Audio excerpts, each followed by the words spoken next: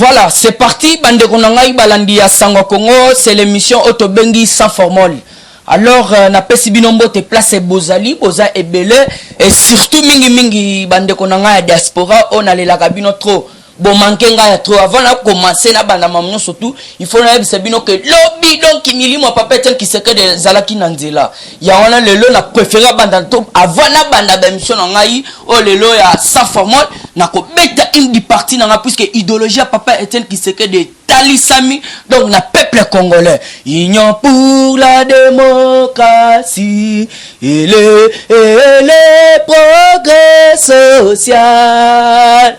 Notre parti du peuple est parti de la majorité. Union pour la démocratie et le progrès social.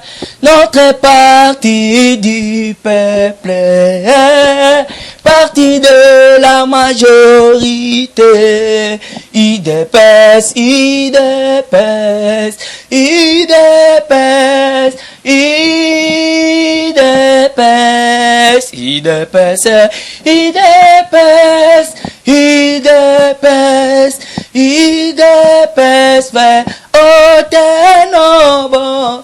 IDPS, IDPS, IDPS, IDPS, IDPS, IDPS vaincra.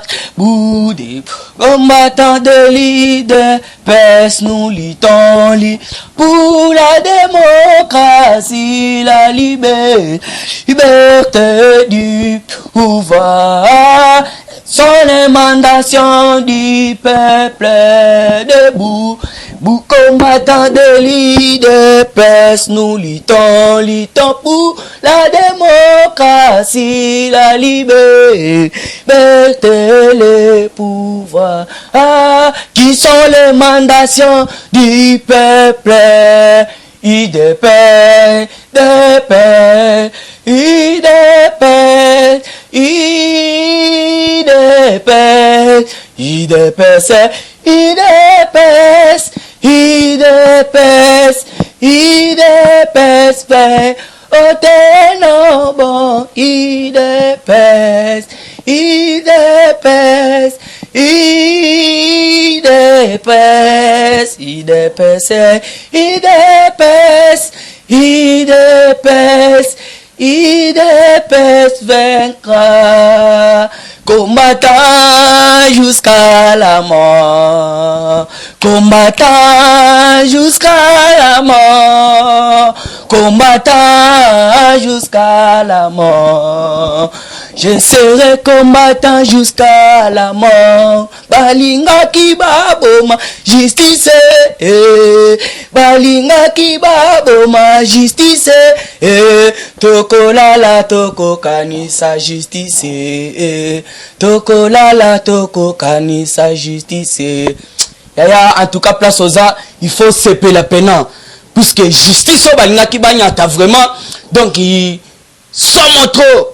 Nazana esengo ndenge moko ko sala ba jeter ya ngona lilo nazongisi na l'esprit soko tali émission lelo za debout et belé bazo za ba information tout ça ceci cela ya bon manquer nga ya trop mais et belé bazo déjà bilili ndenge to zaki na parler du peuple to beti des jours donc ndenge za bo émission soki na silisi yango naza obligé na kitali sous pour nazo la bino ba rapport alors vraiment bon excusez nga pour na zubino to yema hymne national to fortifié to la moussa vraiment otobengi donc moral armement moral talaka bambila to la na bango lobi donc même moral mbila balobi bozala calme soki ke bolingi bokota bozala bo sala ngo pacifiquement donc pour comprendre ya na ngai que non esengoza trop mwana mboka fachi beto mu kwantombolo mo amai. Papa, je vous salue en passant puisque vous allez président donc il y a le peuple congolais na boumbu. Na balomo ya kindoki mina kwalinga donc il a créé un parlement quoi. Donc yo délié biso na ba biloko wana. En tout cas, coup de chapeau. Et nazo lancé, nazo pesa déjà bino message balandi na ngai. yana mutute alingi prière lokola Fachi Beton muko tombolo mama na ye moko yebi mama Marthe ezala batebele bazalaka na ye o soit basololaka na ye lokola ba Roger Luma ba Roger combattant. Donc les grands combattants, quoi que je salue en passant, Roger les combattants. Donc il a bouche autorisée de Fachi Beton, la Roger Luma tout, donc il n'a pas Paris. Batouana ba ebi que non, aza muto lo sambo. Kebana muto lo sambo. Muto lo sambo aza mutu moko donc okoko mekaete. Et d'ailleurs il faut boye ba pe que non, tout le monde a mambo lo sambo. Ebo toto ke na njoto. Fachi boye kanamba mukola sana. Keba moninga so monelio moya tana jou moko sa na ko barrer donc a ebi tous les plans tous les systèmes. Donc wana elle a buffing puisque monsieur tension za mabe to beta lisola Jean-Marc bolandaki boyoka ki ava bona kota mamambo ya bambi obemina kuna quelques infos. Jean-Marc Otobengi Jean-Marc 1787 giga. Jean-Marc Kabunda Kabunde. Papa, on a préparé déjà. Donc, pour nous pesa yo merci. Ndenge diplomatie. Oyo monaki avant et puis oye bisi biso que non so ba meki to hotel misa momo etele magilobi. Ya mwana il faut donc ina ko pesa merci papa. Donc ba meki ko longola yo na ba buzoba na bango ce que les alliés étalés na poisse à la portée de tout le monde. O ba la contre Jean-Marc Bomonite. Donc, bah, il y a un très jamais soka ngazala. Donc, il y a créé maman na moto. En tout cas, Jean-Marc Kabunda Kabund, merci beaucoup. Puisque malgré réunion et kotaki, likambo onga na zuya motuya. Na mamunyo so lobby, papa na ngai. Au lobby que, take ti seré là, tozali ko protéger, peut-être zali ko concevoir pouvoir na biso. Donc, depuis longtemps que possible. Jusqu'à ce que mon relais soit assis à Rozong. Voilà. Yangona la personne merci papa nangayi. Tokoti na ba news puisque le lo moura lobi na sala ba minute belete. Alinga token na ce qu'on a parlé du peuple. Arezo ba mama msusogi ezakuna puisque ba chauffoureux et commis du jour au jour. Donc confinement to déconfiné. Alors faut comprendre la likambo liboso. Bo permettre na misu na vision misu linette bunga gilobi. Yangona na tanga na moi ba difficulté quoi. En tout cas, bo excusez ba papa, ba maman, ba pasteur, ba Moussa Nzambe, na sangi bino bolimbi c'est ce que yoki na tangi na moi l'enterre, les apona Otobengi, l'aide ya studio na biso sango ya Congo quoi. Donc nanga e simbate pour na vision ngana bomona na préférera linette nanga wana. Alors ndenge zawana, elaki na mobulu ya kilobi, ba eli biso ba kashine oyo ezalaki empoisonné wale salobaki déjà ngo ke bino boko manifester bomona 20h ka mobo ya non bien si wale sa tokuti yango ngande mutu na tumbaki yango ba bilili ezali donc moto ya kosakana te alors nde na mobulu wana na perdaki Otobengi vision nanga voilà donc il faut comprendre que makambo nyonso ezali bien. Nazo lancer message na ba oyo nyonso to bazala zinga zinga na mokonza mboka ezala banani ba conseiller tout ça wana za muta mabondeli donc information surtout beaucoup comme ça et je sais que ngana ena ngo na retard alors c'est compte tenir à maman mususu je pense à cause de la zui yango soit ta zui yango te ba mila na biso du côté ya est ba lobi ete mokonza mboka mbongo atinda ka kuna lokola ba prime lokola ba bilo mobo ba fortifier bango ba sala bango ba zalaka ba bunda ekomaka te wana bambila na biso o bazaka na est bazobunda soki ozoluka bilili na zana yango ba o bazwaka zwa numéro plus 243 97 38 47 938 plus 243 97 plus 243 97 38 47 938 voilà donc balobi que non papa mongo wana otinde la biso tozwaka te c'est depuis le mois d'août 2019 boni mokonza mboko ya zwili kanisa lobi que no ba fête na biso ya indépendance to fanda nango to lekisango na ngonga kitoko siko bala wana nyonso tout to pesa ba mbila na biso bazobunda na est yaya bobeta ngo c'était partout mbongo wana kita susu na maboko François Béaté François Béaza moyibi munene ya mbongo wana balingi bitumbe sila na estet balingi bitumbe sila na estet tano lambila ye moko lambila penalo ya na lebike bato bele ba mona neti na ya osala ba théâtre neti banini mais soki olandela nga bien na la muto azana souci ya mboka lokola patriote mo wa mai Fachi Beton mu kwantombolo yango nga c'est ma façon il faut na lo bango puisque bele bazo traiter nga lokola mutu mo ba talaku so mutu masala ba non je suis pas de ce côté là donc moi je suis un journaliste alors c'est ma façon de donner les informations alors na koyebi biso bambila wana balobi François Béa mbongo wana afandelaka yango alors oyo mokonza mboka lobi que non ndenge zawana ba soutenir bango et à travers mutu mususu peut-être bakozwa yango ata parti mais soki koti na maboko à François Béa puisque baza ko accuser François Béa alors ba aller bolenge bino bozawana bo changeaka bato ebele ba donc tout donc boza zinga boza oza conseiller à mokonza mboka malgré oza tomate oza conseiller chef de l'état santé oza conseiller chef de l'état na mbotali soki bakar soki ni mais zo message au commissaire et atenga na département restaurant te et ko sauver la nation bambila ya est au mokonza mboka lobi ngai na lingi mutu na ngai na pesa yango puisque est za la pacifier bambila ba aye moko atindi bambongo wana tindela bango et mona na kate alors ba beti c'était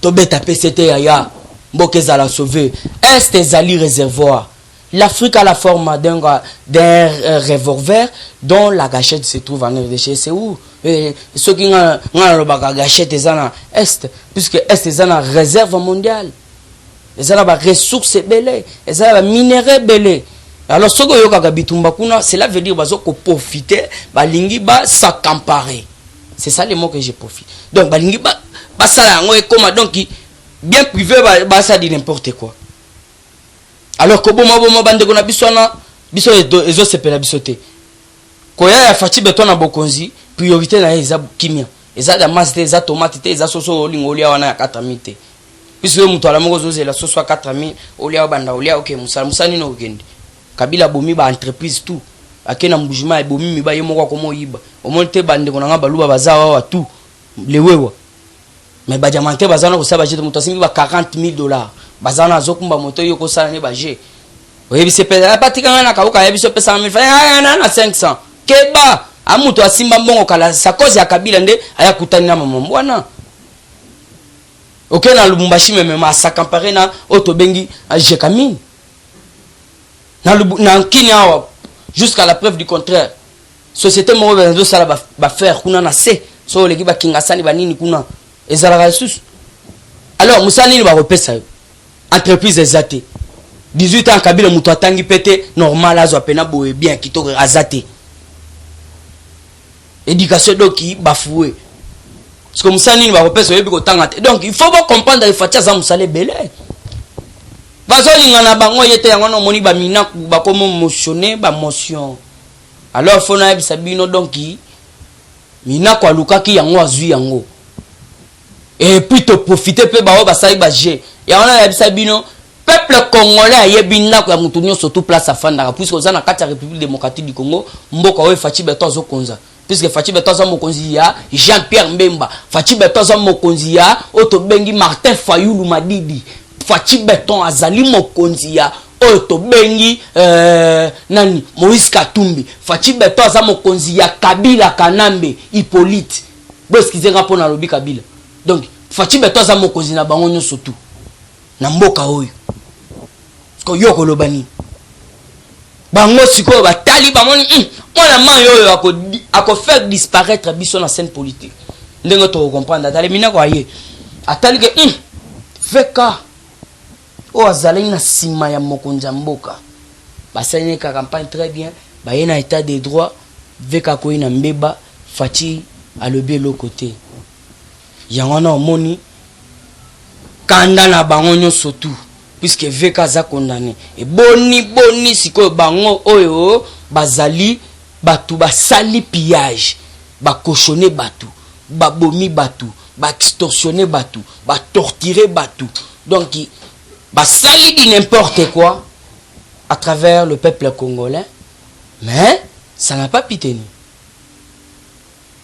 Les autres skondenge zana. Fati beton pouvoir. Bolinga bo sala balwa mo bo toza majorité. Mais quand ngongo bozaki na tout à main. Bokoke ki ko voter balwa na te. Du moment où bino bozaki na justice, ministre wana bino ba magistrat, bino et consort, j'en passe. Bokoke ko voter en te. Donc voilà comment manifestation Mutema Mabe. Après avoir kolongola Jean-Marc Kabunda illégalement, ils ont étalé Bouzo bana bango. Bon, moi je signalé ngangonge kei toleki na information à François Béa na komi ko chité. Alors boyeba ke bokona 19. Na lingi ko lobela pite yango te mais boyo kana logo. Puis ça va comme 2019 Covid. Muyembe parle de 1,14 million. Ilunkamba parle de 10 millions. C'est les Yangila parle de 27 millions. Qui dit la vérité? Alors donc, il faut un procès Covid-19. Pour toi, banane dans le vérité. Parce que on appelle convoquer c'est bon le puisqu'il a commis donc justice d'abord. Donc justice d'abord. Moka donc état de juge. Procès yango moko babandi yango. C'est les yangi la lobby boy. Ilunka malobi to de kese boy. Lui-même mokonzi a inerbe à lobby boy. Alors qui dit la vérité? Voyez comment on est en train de faire des scénarios dans la République démocratique du Congo. Et là salinga esengoza balandingu bilanga te na landiete. Ba obi a des azo de confiné 2029. Des places boto banda o panzande. Soga profiter ka biso ale to tondi lo motosiko na ville.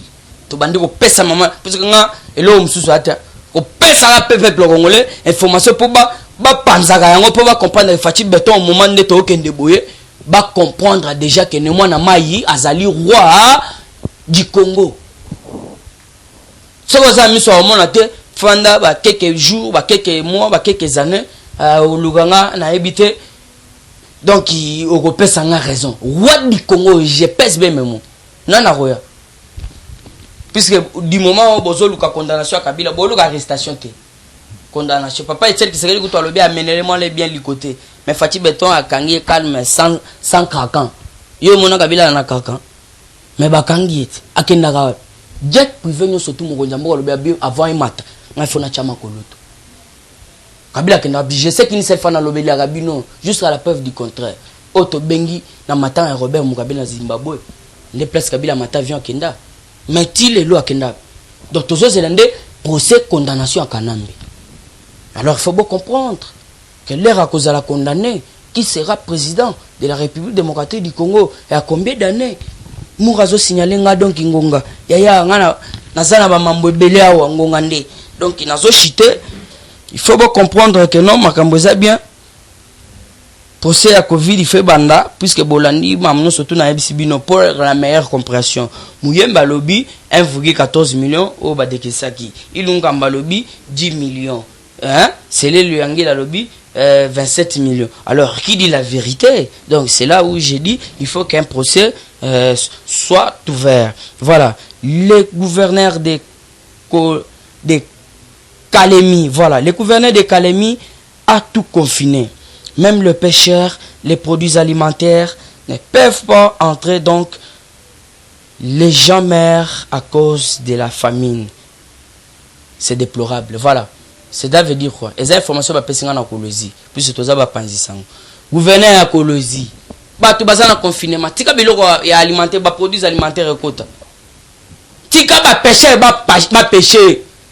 Biloko ba ndona matipisha Lubumbashi banini tout ça. Boche lumbe na Colosie gouverneur atika ba biloko Damas ekota. Mokonzi mboka bo apekisi biloko ba Damas ta. Mais ndeni azotelemela biloko Damas ekota ba pêcher cochonné. Ok, bazana mboka na bango moko mais non. Bocha lumbe moite. Ba pêcheur bazole la bato bazole la baza donc qui extorsionner baza torturer bazo sala bango ba biloko donc baza comment on est baza ba réfugié baza na mboka na bango te. Alors quand tu tenais du taille fallait to le bela trop boyeba que non Kalemi bocha lumbe. Batika biloko Damas ekota malgré besoin na confinement ya boko na kindoki. Voilà. Procès 100 jours. Encore 3 condamnations Boyebi. Donc Benjamin Wenga. Donc le DG de l'OVD condamné à 3 ans de prison. Baramos Defoner Et c'est Baramos Defoner, lui c'est 2 ans et c'est toujours dans la même infraction. Donc celui de Baramos celui de Foner s'appelle Modeste. Voilà, il est aussi condamné. Alors bande konangai 100 jours ezalaika du côté Otobengi, mais c'est Jamal te nande konaye o basalaki makambo wana te. Donc partout.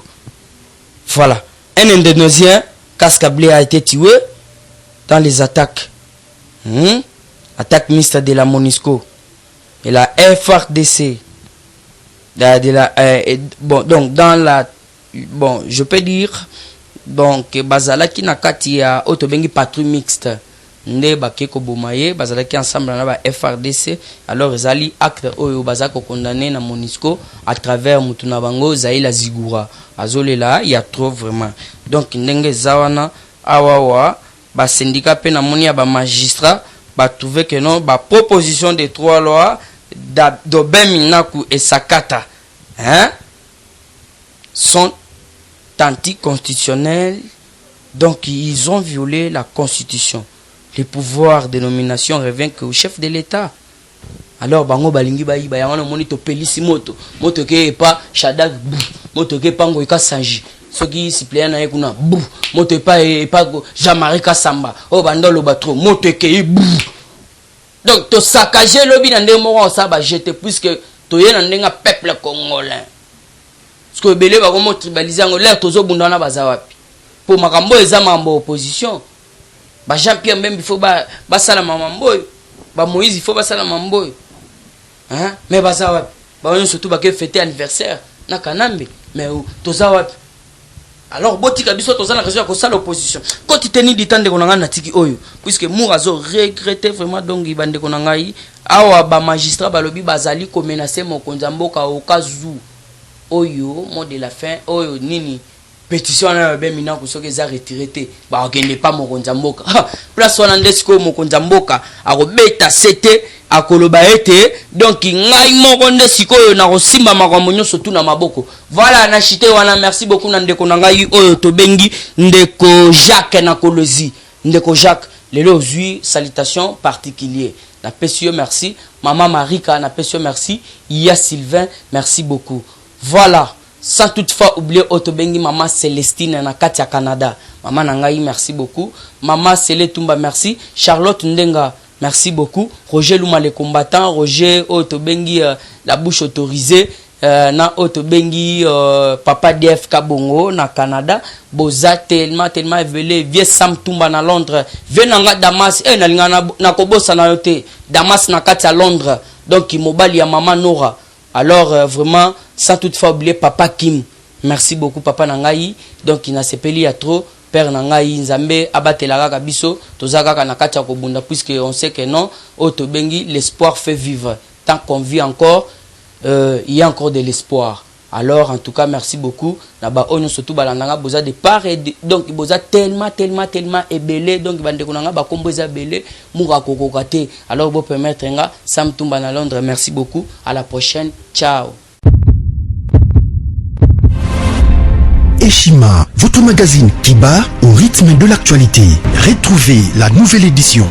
Exclusivité, l'an 1 des Basseyane Nanga. Métamorphose et décollage de la province du Haut-Ouélé. À la manœuvre, Christophe Nanga. Avec abnégation et patriotisme, les gouverneurs Basseyane est déterminé à lancer la province du Haut-Ouélé sur la voie du développement intégré. Interview, prise en charge des malades, la maîtrise de la propagation du coronavirus. Docteur Eteni répond à toutes les questions. Économie, la baisse des prix, les combats permanents d'Acacia, Bandou Bola. Dossier Eshima, mécanisme national des suivis historiques et réalisations.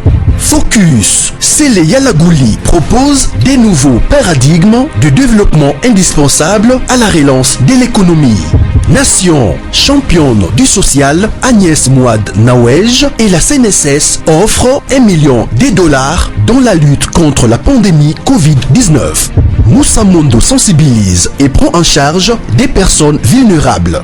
Parité, Olive Lembe Kabila, modèle de générosité et d'entrepreneuriat féminin. Afrique, Un déconfinement aux multiples facettes.